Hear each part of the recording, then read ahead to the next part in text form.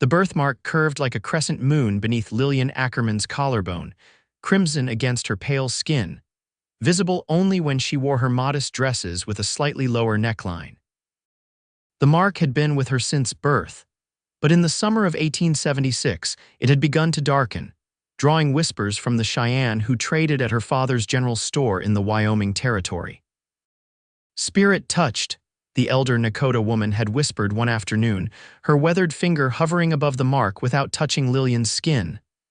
"The ancestors are calling to you." Lillian shivered in the scorching August heat as she arranged canned goods on the shelves of Ackerman's general store. Her father had built this place after the war, determined to make a living in the untamed West despite the risks. The railroad had brought more settlers, more business, and more trouble.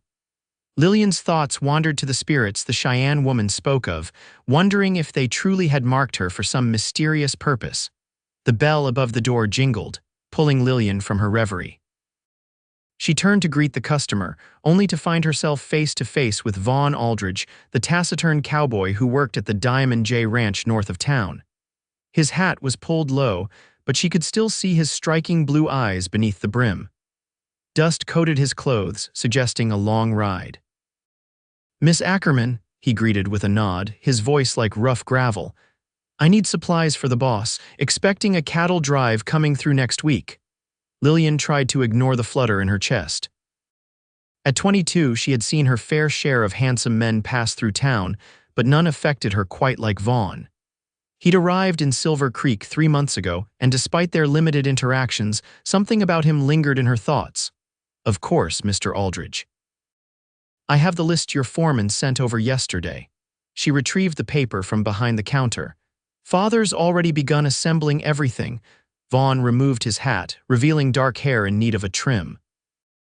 His tanned face bore the marks of a man who spent his days under the unforgiving western sun. At 28, he carried himself with the weariness of someone who had seen more than his years suggested. As Lillian moved to gather the supplies, she reached for a high shelf, and her dress shifted just enough to reveal the birthmark. She caught Vaughn's eyes flick toward it before quickly looking away, his expression unreadable. "People talk about that mark," he said unexpectedly, his voice low. Lillian's hand instinctively covered the birthmark. "People talk about a great many things in a small town, Mr. Aldridge. The Cheyennes say it's a spirit mark. That true?" She hesitated, unsure how much to reveal to this man she barely knew. "An old Cheyenne woman told me the ancestors are calling to me, but I don't know what that means." "You believe in such things?" His tone wasn't mocking, merely curious. "I don't know what I believe anymore," Lillian admitted. "The mark has darkened recently. Sometimes I feel things. Like I'm being watched by someone I can't see." Vaughn nodded, surprising her with his lack of judgment. "My mother was half Cherokee. She had stories about spirit marks, people chosen to walk between worlds." Before Lillian could respond, her father emerged from the storeroom, arms laden with sacks of flour. Harold Ackerman was a burly man with a quick smile that belied his formidable appearance. "Ah, Aldridge, come to collect for Diamond J," he boomed. "Got most everything ready." "Lillian, help me with these beans, would you?" The conversation shifted to business, and the moment between her and Vaughn dissolved like morning mist. Yet as he left the store with his supplies, he paused at the door. "Miss Ackerman, be careful with those spirit stories. Some folks around here get nervous about things they don't understand." His warning stayed with Lillian as she closed the store that evening. The small town of Silver Creek was changing as the railroad brought more settlers from the east, people who brought their prejudices and fears with them. The native peoples who had once freely traded in town now stayed away more often than not. That night, Lillian dreamed of running through tall grass, following a red fox with intelligent eyes. The birthmark on her chest burned like fire, and voices whispered in a language she didn't understand but somehow comprehended. "Find the balance," they seemed to say. "Bridge the worlds." She awoke with a start, her nightgown damp with sweat despite the cool night air. The birthmark throbbed faintly and she pressed her palm against it, feeling an unfamiliar warmth. Outside her window, a fox yipped, then fell silent. The following day brought trouble to Silver Creek. A group of soldiers from the nearby fort rode into town, their expressions grim. Lieutenant Davenport, a man known for his harsh treatment of natives, dismounted in front of the general store just as Lillian was sweeping the porch. "Miss Ackerman," he said with a stiff nod, "is your father available?" "He's inside, Lieutenant," she replied, noting the tension in the soldiers' postures. "Is something the matter, Cheyenne Trouble?" he said curtly. "A band broke from the reservation 2 days ago. They raided a homestead last night. We're warning everyone to be vigilant." Lillian's heart sank. She knew many of the Cheyenne who traded at the store. They were people, not the savage caricatures painted by newspapers back east.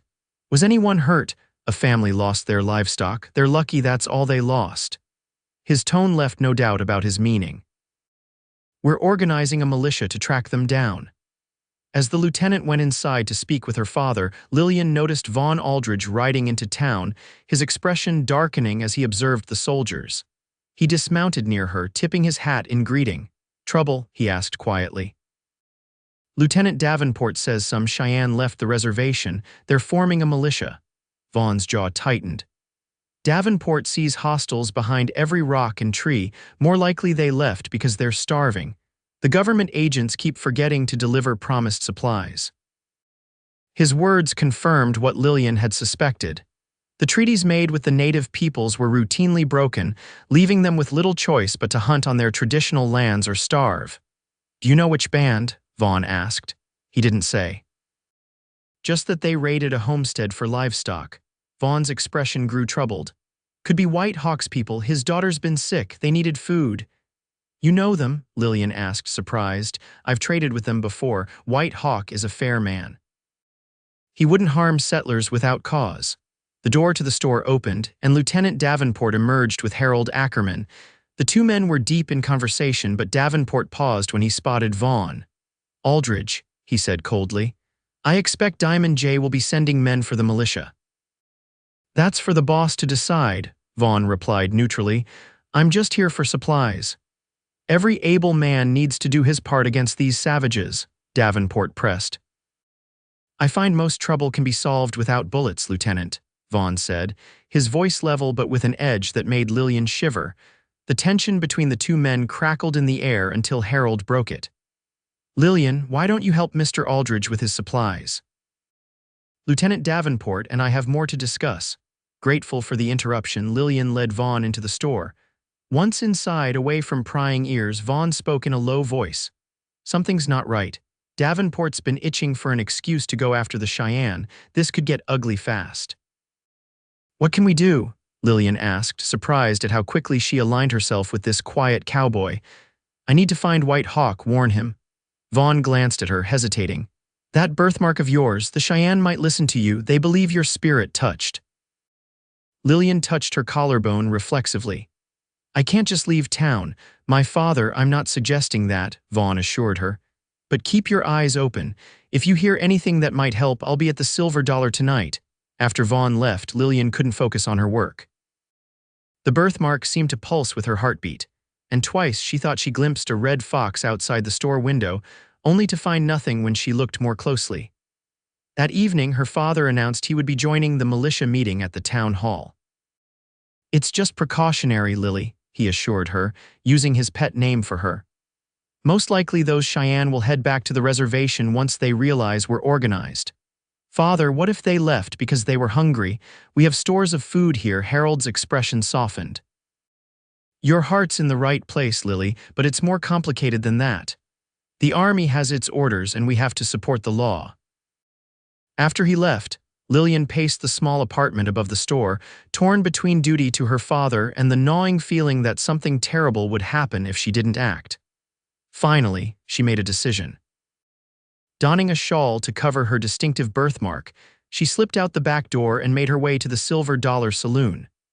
The saloon was crowded with ranch hands, miners, and townsmen, many discussing the militia forming against the Cheyenne.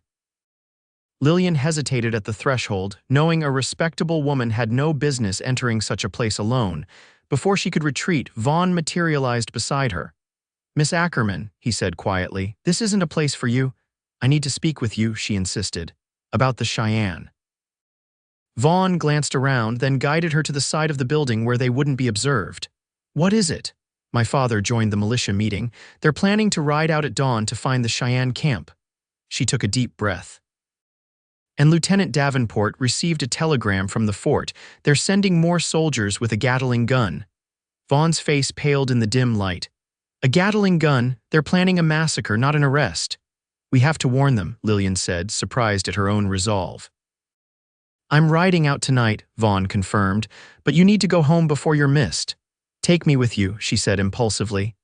The Cheyenne woman said I was marked by the spirits. If that's true, maybe I can help prevent bloodshed. It's too dangerous, Vaughn argued. If anything happened to you, more dangerous than a Gatling gun firing on men, women, and children, she challenged. Their eyes locked, and something passed between them: understanding, respect, and something deeper that neither was ready to name. Meet me behind the livery in 1 hour, Vaughn finally said. Wear something warm. The nights get cold in the hills. Lillian hurried home, heart pounding. She changed into her sturdiest dress, added woolen stockings, and packed a small bag with essentials. She scrawled a note to her father, claiming she was spending the night with her friend Emma because she felt unwell, knowing it would buy her until morning before anyone grew concerned. As promised, Vaughn waited behind the livery with 2 horses. He helped her mount a gentle mare, then swung up onto his own stallion. We ride north, he said quietly. I know these hills. White Hawk's people would seek shelter in the Red Canyon. They rode through the night, leaving the lights of Silver Creek behind. Lillian had never ventured this far from town, and despite the gravity of their mission, she felt a strange exhilaration. The prairie stretched around them under a canopy of brilliant stars, and the birthmark seemed to warm against her skin, as if responding to their journey. How did you learn the Cheyenne ways? She asked as they rode. After the war, I drifted west, got into trouble near the Powder River. A Cheyenne hunting party found me half dead from a bullet wound. They could have finished me or left me, but instead they took me to their healer. Vaughn's voice carried on the night air. I lived with them for almost a year, learning their language, their ways. They taught me to see the world differently. And then the army came, forced them onto the reservation. I couldn't stop it, couldn't help them. His voice hardened. I won't stand by again. They rode in companionable silence after that. Near dawn, Vaughn led them into a stand of cottonwoods by a creek to rest the horses. As Lillian dismounted, stiff from the unaccustomed hours in the saddle, she stumbled. Vaughn caught her, his strong hands steadying her waist. Thank you, she murmured, suddenly aware of their proximity. In the pale pre-dawn light, his face was shadowed, but his eyes were intent on hers. Why did you really come, Lillian? He asked softly, using her given name for the first time. It can't just be about a birthmark. She considered the question, searching herself for the truth. Because it's right, she finally said. And because when I'm with you, I feel like I'm exactly where I'm supposed to be. Something shifted in his expression, a softening around his eyes.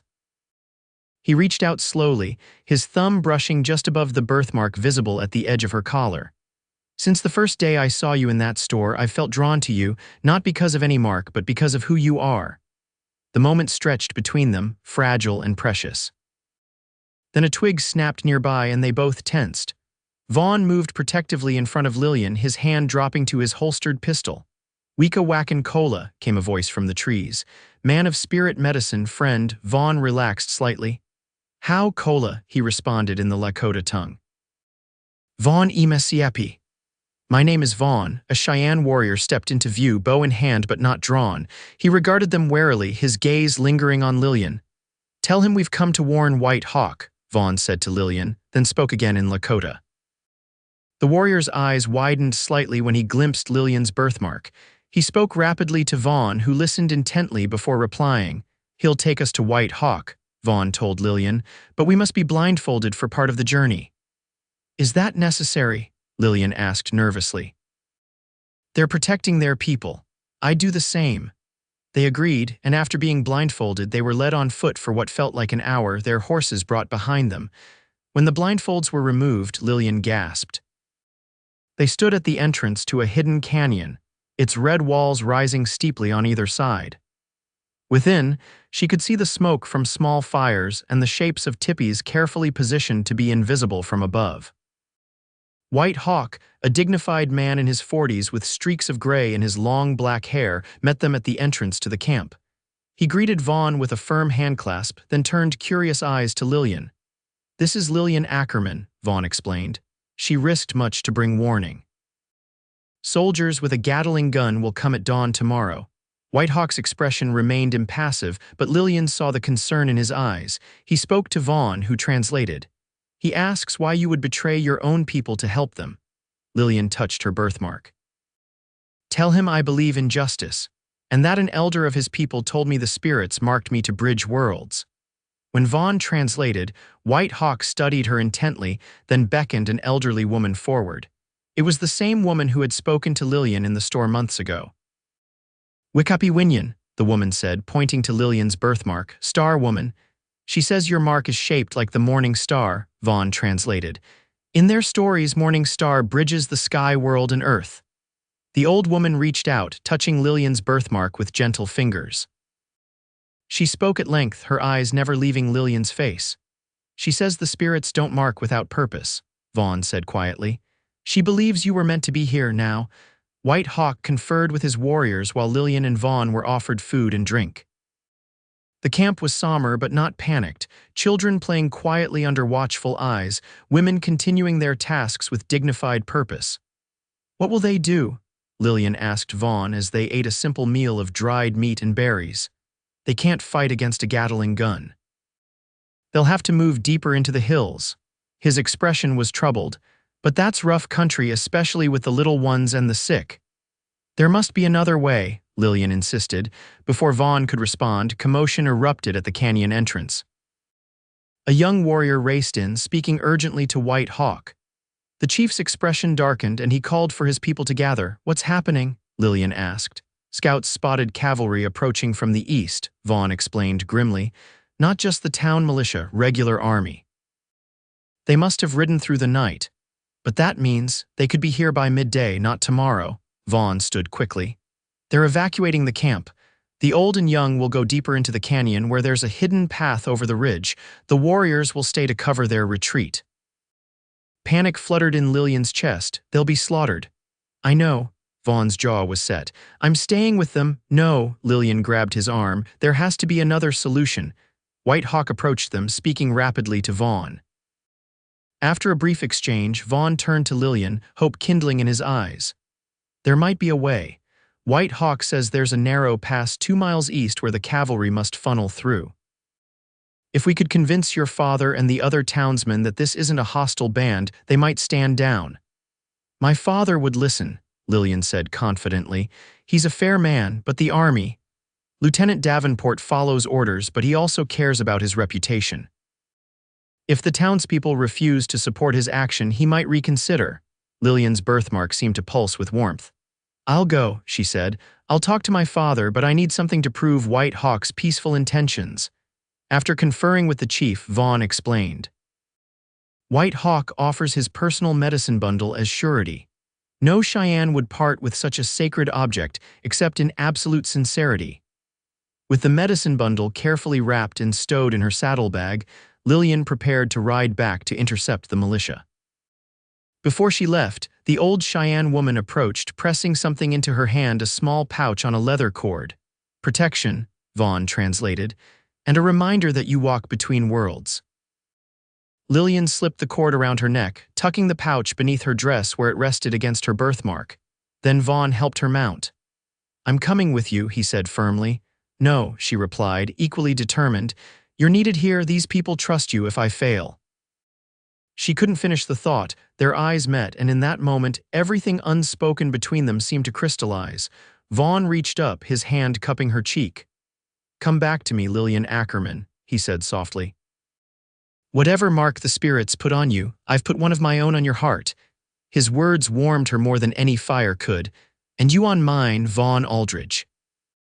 With a final look, she urged her horse forward, guided by a Cheyenne scout who would take her as far as the main trail before turning back.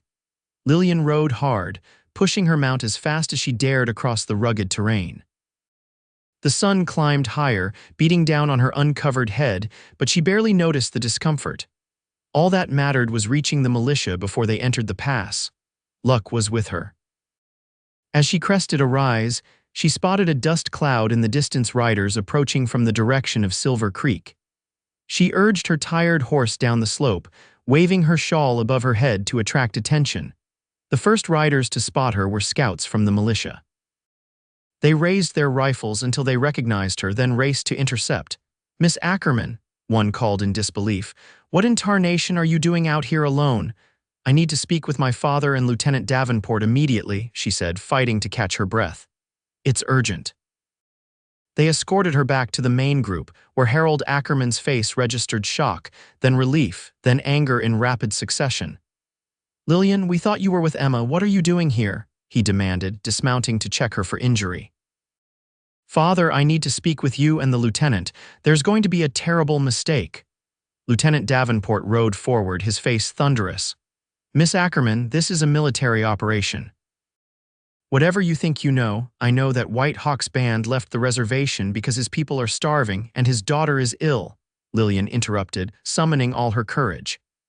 "I know they took only what they needed to survive, and I know they wish for peace." Murmurs ran through the assembled men. Many of them had traded with White Hawk's people and knew them to be peaceful. "And how exactly would you know these things?" Davenport sneered. Lillian reached into her saddlebag and carefully withdrew the medicine bundle. "Because White Hawk gave me this as a pledge of his peaceful intentions. No Cheyenne would part with his medicine bundle unless his word was absolute." Her father stared at the sacred object, clearly recognizing its significance.